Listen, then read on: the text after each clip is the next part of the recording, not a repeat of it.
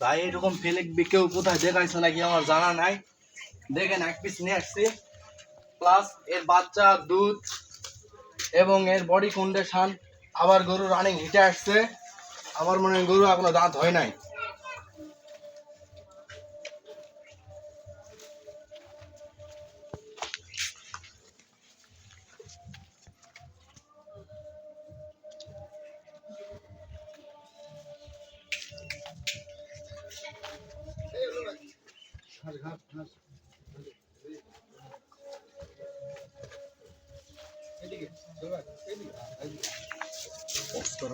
দেখেন ভাই মনে করেন পাইপের মতো দুধ আসতেছে, গরুর বাটে কোনো সমস্যা নাই।